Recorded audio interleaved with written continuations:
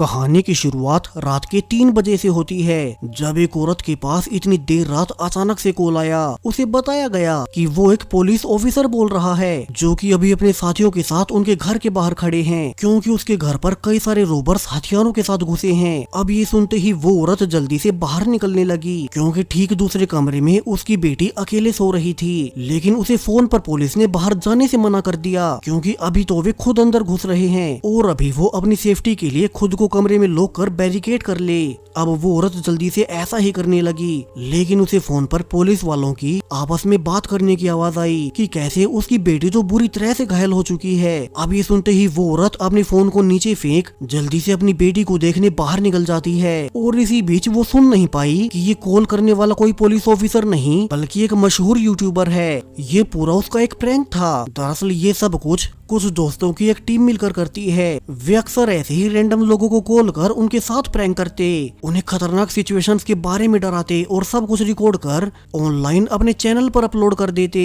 वे अपने इन्हीं खतरनाक प्रैंक्स के लिए बहुत फेमस हो गए, क्योंकि उन जितने वियर्ड और डेंजरस प्रैंक्स इंटरनेट पर और कोई नहीं कर पाता। अब हमें इन्हीं में से एक प्रैंकस्टर सैम दिखाया जाता है, जो कि अपने घर पर उदास होकर अभी अपनी गर्लफ्रेंड को लगातार मैसेजेस किए जा रहा था। दोनों का ही रिश्ता पिछले कुछ समय से अच्छा नहीं चल रहा, इसलिए सैम पिछले कुछ हफ्तों से बहुत उदास रहता है। अब आज भी सैम जब ऑनलाइन ही था कि उसके पास अचानक से एक छोटी बच्ची की फ्रेंड रिक्वेस्ट आई, जिसे कि वो रिजेक्ट कर देता है। जल्द ही उसके पास सैम का बेस्ट फ्रेंड और प्रैंक चैनल का पार्टनर ब्रैड भी आ गया। उसने कहा कि आज चूंकि सैम के पेरेंट्स वीकेंड के लिए बाहर गए हैं, तो क्यों न वे सैम के घर से ही किसी पर प्रैंक्स करे। आज उसका स्टूडियो जाने का बिल्कुल भी मन नहीं है। अब सैम हालांकि अपनी गर्लफ्रेंड से बात न होने पर आज प्रैंक करने के मूड में नहीं था, मगर फिर भी ब्रैड के बार बार समझाने पर वो मान ही गया। अब आज के पहले प्रैंक के लिए ब्रैड ने पहले से प्लानिंग कर रखी थी। वे सैम के पड़ोसी के नाम से पिज्जा का ऑर्डर करेंगे और उसे फंसाएंगे। कोइंसिडेंटली पिज्जा ऑर्डर करते हुए सैम की गर्लफ्रेंड एनी ने ही कॉल उठाया, क्योंकि वो पास की पिज्जा कंपनी में काम किया करती है। वहीं जब तक पिज्जा उनके पड़ोसी के घर जाएगा तब तक वे और प्रैंक कॉल्स करने लगे। उन्होंने एक आदमी को उसके ऑफिस में कॉल कर कहा कि घर पर उसकी पत्नी को करंट लगा है और वो मरने वाली है। वहीं उन्होंने दूसरे आदमी को कहा कि वे अभी हॉस्पिटल से बोल रहे हैं और उनकी रिपोर्ट के हिसाब से उसे कैंसर डिटेक्ट हुआ है, जिससे कि फोन पर बात करने वाला हर कोई डर जाता और उनकी वीडियो बहुत अच्छी बनती। दोनों मिलकर ऐसे प्रैंक कॉल कर ही रहे थे। इसी बीच उनके पास एक अनजान आदमी का कॉल आया, जो कि उनसे पूछता है कि क्या वे हर रोज की तरह आम लोगों को परेशान कर अपने प्रैंक्स को एंजॉय कर रहे हैं। ब्रैड ने अकड़ में कहा कि हम तो ऐसे ही मजे लेते हैं, लेकिन तुम कौन हो। उस आदमी ने कहा कि आज के दिन वो उन्हें उनके सारे गुनाहों की सजा देगा, जिसके बाद ब्रैड ने उसे चिढ़ाते हुए कॉल ही काट दिया। वैसे भी दोनों के लिए ऐसे कॉल्स आना आम सी बात है, क्योंकि उनके प्रैंक से परेशान लोग अक्सर उनका नंबर निकालकर ऐसे ही धमकियां दिया करते थे। तो दोनों को लगा कि ये भी कोई ऐसा ही आदमी होगा, लेकिन अभी उन्हें अंदाजा तक न था कि आज का ये दिन उनके लिए कितना भारी पड़ने वाला है। अब चूंकि पिज्जा के आने का वक्त हो गया, तो ब्रैड सैम के नेबर को कॉल कर झूठ बोलता है कि कैसे कुछ टीनेजर्स झूठी पिज्जा डिलीवरी करने का नाटक कर घरों में लूटपाट करते हैं, तो वो सावधान रहे। तभी उस नेबर ने कॉल पर भी कहा कि अभी अभी एक पिज्जा डिलीवरी मैन उसके दरवाजे पर खड़ा है, लेकिन उसने तो किसी पिज्जा का ऑर्डर ही नहीं दिया। ब्रैड और सैम तो यहाँ अपनी खिड़की से सब रिकॉर्ड कर खूब इंजॉय कर रहे थे। उन्होंने देखा कि पिज्जा डिलीवरी करने वाला तो उन्हीं का एक दोस्त मोल से है। वही वो नेबर अब गुस्से में एक बेसबॉल बैट लेकर उसे मारने चला गया। मोलसे ने वापस लौटते हुए देख भी लिया कि सामने से ब्रैड और सैम उसे रिकॉर्ड कर रहे थे, यानी कि ये उन्हीं का प्रैंक होगा। तो वो गुस्से में सैम के घर जाकर कहता है कि वे कम से कम अपने दोस्त को तो अपने प्रैंक से दूर रख सकते हैं, और अब इस पिज्जा के पैसे उन्हें ही देने पड़ेंगे, क्योंकि उस आदमी ने तो ये पिज्जा रिसीव ही नहीं किया। वैसे भी अब दोनों का प्रैंक पूरा हो चुका था, तो सैम खुशी से पैसे देकर वो पिज्जा खुद ले लेता है। साथ में उसने एक और पिज्जा का ऑर्डर कर दिया, क्योंकि आज वे पूरे ही दिन पिज्जा खाते हुए मूवीज एंजॉय करेंगे। अब दोनों अंदर आए ही थे कि उसी अनजान आदमी का फिर से कॉल आ गया, जिसका कि उन्हें कुछ देर पहले आया था। उसने इस बार कहा कि वे उसके कॉल को ना काटे, वरना उन दोनों के लिए अच्छा नहीं होगा। लेकिन ब्रैड ने फिर से कॉल काट दी और फोन साइलेंट कर दिया। वे अब पिज्जा खाते हुए मूवीज देखने लगे, जबकि उनके फोन पर उसी अनजान आदमी की मिस कॉल्स आते जा रही थी। अब मूवी खत्म होने के बाद उन्होंने थककर फोन उठा ही लिया, जिसके बाद वो आदमी गुस्से में दोनों के पूरे नाम से लेकर उनके एड्रेस तक तक सब कुछ दोहराने लगता है। उसके पास दोनों की ही ऐसी इन्फॉर्मेशन थी जो कि बहुत प्राइवेट होती हैं। उसे तो उनके लेटेस्ट नेबर वाले प्रैंक का भी पता था, जिसे कि सुनकर दोनों घबरा गए। उन्होंने उसका नाम पूछा और वो उन्हें अपना फेक नाम मिस्टर ली बताता है। तभी उन्हें दरवाजे पर किसी के आने की बेल सुनाई दी। दोनों डरते हुए ये सोचकर कि ये मिस्टर ली ही होगा, वे बैट उठाकर घबराते हुए दरवाजा खोलते हैं, लेकिन ये तो एनी थी। वहीं सैम की एक्स गर्लफ्रेंड, उसने बताया कि मॉल से जो कि कुछ देर पहले यहाँ डिलीवरी करने आया था, वो अब तक वापस नहीं पहुँचा, सो उसका काम भी उसे ही करना पड़ रहा है। अब सैम ने उसे बताया कि मॉल से तो कुछ ही देर पहले उन्हें पिज्जा देकर वापस चला गया था और तब तो वो बिल्कुल ठीक था। हालांकि सैम इतना तो खुश था कि उसे एनी मिल गई और वो उसे ऊपर अकेले में ले जाकर बात करने लगता है कि कैसे उन्हें अपने रिश्ते को बचाना चाहिए। वो उसके बिना रह नहीं सकता और वो उसे बहुत प्यार करता है, लेकिन एनी अभी के लिए उसे सोचने के लिए कुछ और वक्त मांगती है और फिर वो वापस चली गई। तभी अब फिर से दोनों के पास मिस्टर ली का कॉल आता है कि उसे सैम और एनी के बारे में सब पता है, जिसे कि सुन अब सैम तो उस पर भड़क उठा कि अब वे उसे और बर्दाश्त नहीं करेंगे और वो उन्हें कॉल ना करे वरना वे पुलिस को फोन करेंगे। हालांकि मिस्टर ली ने कहा कि वे उसे ढंग से बात करें और वे गलती से भी कॉल काटने की सोचे भी ना, वरना तो वो उनकी लाइफ नरक बना देगा। अब ब्रैड ने ये सुनते ही फिर से कॉल काट दिया। हालांकि तभी ब्रैड के पर्सनल फोन पर मिस्टर ली का मैसेज आया कि वो आगे से ऐसा ना करें।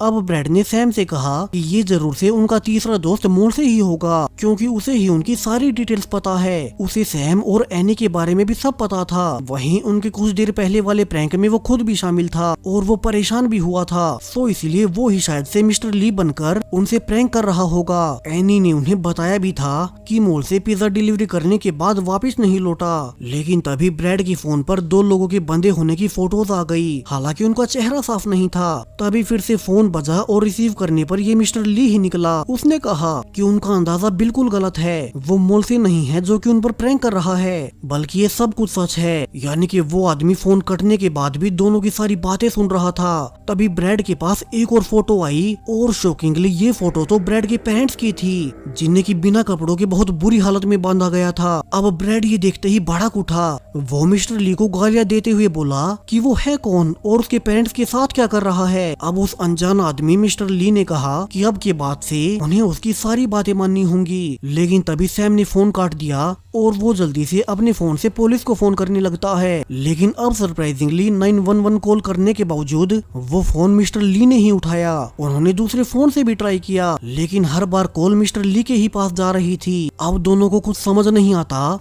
कि ये सब उनके साथ क्या हो रहा है। और जब ब्रैड गुस्से में घर से निकलकर पुलिस स्टेशन में जाने लगा तो उन्हें फिर से मैसेज मिला कि वे इस घर से बाहर निकलने की कोशिश भी ना करें, वरना तो वो ब्रैड के पेरेंट्स को जान से मार देगा। सैम ने नोटिस किया कि उसके घर के लैपटॉप का कैमरा ऑन है, यानी कि मिस्टर ली उन्हें इसी से देख रहा होगा। उसने उनके पूरे घर को हैक कर लिया है। तभी सामने वाला टीवी अपने आप ऑन हुआ और उन्होंने देखा कि मिस्टर ली उनके एक और साथी रॉय को बांधकर मारे जा रहा था। दरअसल रॉय भी उनके कई सारे प्रैंक्स में उनका साथ दिया करता था और दोनों अब अपने दोस्त को इतनी बुरी हालत में देख बहुत डर गए। उन्हें समझ आ गया कि ये मिस्टर ली तो बहुत खतरनाक है। उसने बहुत पहले से आज के दिन की पूरी तैयारी कर रखी थी। उनके घर का सब कुछ उसी के कंट्रोल में है। अब मिस्टर ली ने कहा कि ये तो सिर्फ शुरुआत भर है और तभी पूरे घर की लाइट बंद हो गई। अब दोनों ने नोटिस किया कि उन्हीं के एक और साथी की आवाज उन्हें ऊपर से आ रही है। उन्हें वीडियो मैसेज भी मिला जिसमें कि मिस्टर ली उन्हीं के साथी मोल्से को बांधकर तड़पा रहा था। यानी कि ये तो साफ है कि ये अनजान आदमी मिस्टर ली इन सारे ही प्रैंकस्टर की टीम को एक एक कर टारगेट कर रहा है। अब सैम जल्दी से ऊपर देखने गया कि कहीं उनका साथी ऊपर ना हो, तो वही मिस्टर ली ब्रैड को अकेले में ऑफर करता है कि वो उसे और उसके दोनों पेरेंट्स को अभी छोड़ देगा, लेकिन उसे इसके बदले में उसका एक काम करना होगा। तो वहीं सैम ने ऊपर जाकर देखा कि ये आवाज तो एक टेप रिकॉर्डर से आ रही थी, यानी कि उसे जानबूझकर अकेले में ऊपर भेजा गया है। तभी उसे नीचे जाने को कहा गया और उसने नीचे जाकर देखा कि उनका वही साथी मोल से बहुत बुरी हालत में बंधा हुआ था। उसके गले में रस्सी बांधी हुई थी और अब दरवाजा खुलने से उसकी सांस रुकने से वो मारा ही गया। मोल से ने सैम के हाथों में ही दम तोड़ दिया। अब उसे देखकर तो दोनों बहुत डर गए। तो ब्रैड ने कहा कि क्यों ना वे इस घर से ही बाहर निकल जाएं। वे सीधे पुलिस स्टेशन में जाएंगे। वो अनजान आदमी मिस्टर ली तो वैसे भी उन सब को मार रहा है, तो अगर वो उसके पेरेंट्स को मारना ही चाहता है तो बेशक मार दे, कम से कम वे दोनों तो बच ही जाएंगे। हालांकि अब इसके लिए सैम ने खुद ही ना कर दिया। वो अपने दोस्त के पेरेंट्स को मरने नहीं दे सकता। सो उसने कहा कि वे एक साथ मिलकर इसका रास्ता निकाल लेंगे कि तभी टीवी पर एक और वीडियो चलाई गई जिसमें कि मिस्टर ली ने एनी के उसके घर से निकलते ही उसे भी उठा लिया था। सैम तो इसे देख बिल्कुल ही गुस्सा हो गया, जबकि ब्रैड जो कि घर छोड़कर जा रहा था तो सैम उसे भी रोकने लगा, वरना तो वो अनजान आदमी उसके पेरेंट्स समेत एनी को भी मार देगा। जिसके बाद दोनों में लड़ाई हो गई और आखिर में सैम ब्रैड को मारकर बेहोश कर देता है। इसके तुरंत बाद फिर से टीवी ऑन हुआ। इस बार वीडियो में एनी भी बंधी हुई थी। सैम उसे गिड़गिड़ाने लगा कि वो एनी को छोड़ दे, बदले में वो अपने सारे पैसे उसे देने को तैयार है। अब मिस्टर ली खुद कैमरा पर आकर बोलता है कि वो एनी और ब्रैड के पेरेंट्स समेत सबको फ्री कर देगा, लेकिन इसके बदले में सैम को अपने ही बेस्ट फ्रेंड ब्रैड को मारना होगा, और वो भी अभी उसकी आंखों के सामने। साथ ही मिस्टर ली ने ये भी रिवील किया कि कुछ ही देर पहले उसने ब्रैड को भी यही ऑफर दिया था कि वो सैम को मारकर अपने पेरेंट्स को बचा ले, मगर तब उसने अपने फ्रेंड सैम को चुना, इसलिए ही वो सैम को घर से भागने को कह रहा था। अब सैम को समझ नहीं आता कि वो आगे क्या करे। क्या वो 3 लोगों के बदले में ब्रैड को मार दे?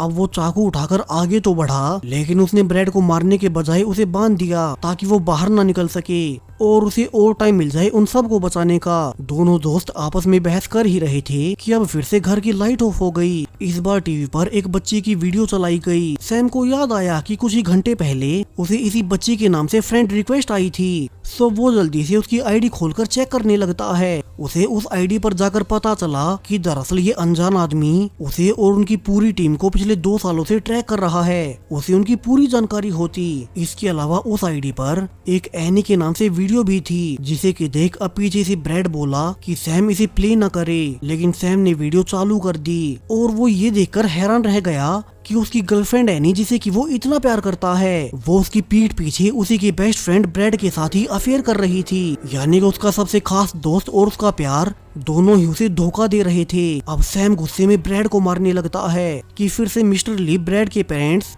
और एनी की वीडियो दिखाकर कहने लगा कि अब तो सैम के पास ब्रैड को मारने का पूरा कारण है, जिसके बाद उसे खुद पर पछतावा भी नहीं होगा। सो अब सैम ब्रैड को मार दे। हालांकि बीच में सैम ने नोटिस भी किया कि उस वीडियो में लगी हुई घड़ी में समय अब करंट समय से पूरे 2 घंटे पहले का चल रहा था। सैम समझ गया कि ये सारी ही वीडियोस लाइव नहीं बल्कि पहले से प्री रिकॉर्डेड हैं। अब मिस्टर ली ने फोन पर फिर से कहा कि वो ब्रैड को मारकर एनी और खुद को बचा ले। सो सैम चाकू लेकर आगे बढ़ा, मगर उसने ब्रैड को खोल दिया। सैम ने मिस्टर ली से भी कहा कि वो अपने खास दोस्त को बिल्कुल भी नहीं मारेगा और वो एक न एक दिन उसके किए की सजा भी दिलवाएगा। अब उसके ये कहते ही मिस्टर ली ने एक नई वीडियो चला दी, जिसमें कि ब्रैड के पेरेंट्स ऑलरेडी मरे हुए थे। यानी कि वो सच में ही प्री रिकॉर्डेड वीडियोस थी। उसने तो उन्हें पहले ही मार दिया था।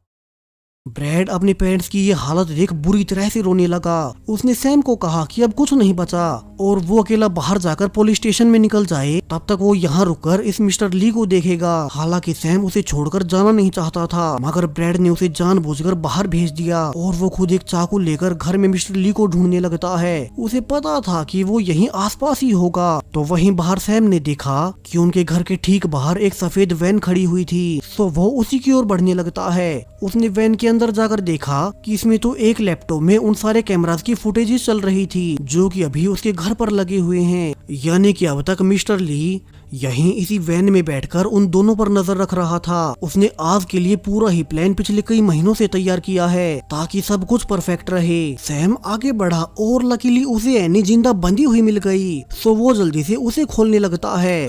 तो वहीं घर में ब्रैड पिछले गार्डन में देखता है, जहाँ की उसे अपने दोस्त मोल्से की बॉडी रखी हुई मिली। तभी ब्रैड के पीछे से मिस्टर ली निकल आया। वहीं बाहर वैन में सैम को ब्रैड के चिल्लाने की आवाज आती है।